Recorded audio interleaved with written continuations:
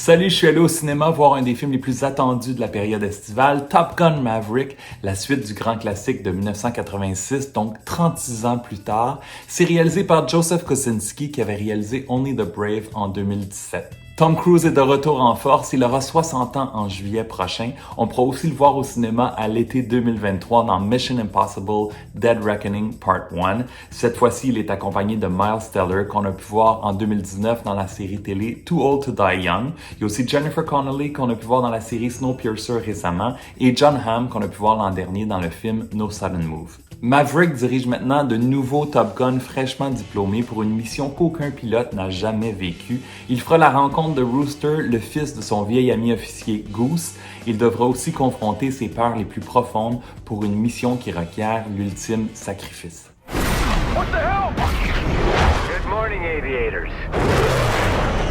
This is your captain speaking. And we're off. Here we go. Pour me remettre dans le bain, j'ai revu le film de 86 qui est disponible sur Prime Video. Et ce deuxième film est assez copié-collé, surtout au début. Le même genre d'entrée pour Tom Cruise par rapport au professeur dans le premier film. Une histoire d'amour. Le volleyball est remplacé par du football de plage. Mais le scénario de celui-ci est un peu plus étoffé et le film est un peu plus long aussi.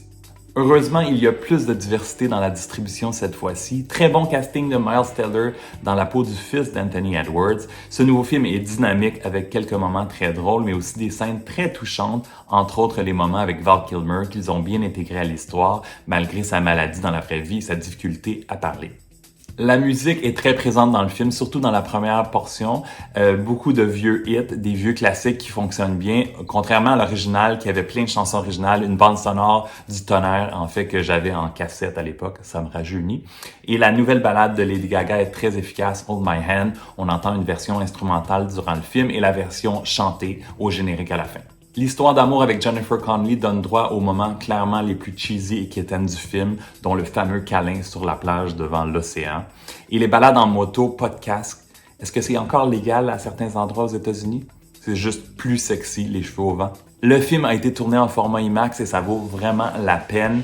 Allez le voir sur le plus grand écran possible. Si c'est pas possible pour IMAX, allez-y avec les autres options, le D-Box, AVX, ScreenX.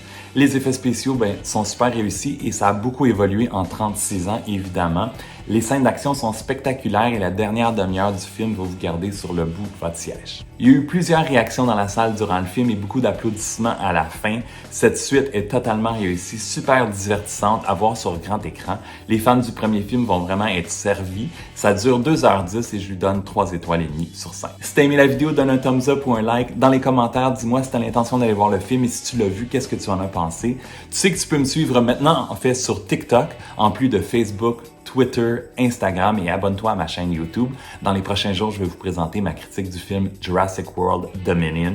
On se revoit très bientôt. Ciao! No turning back now. Come on! Jeez! Having any fun yet?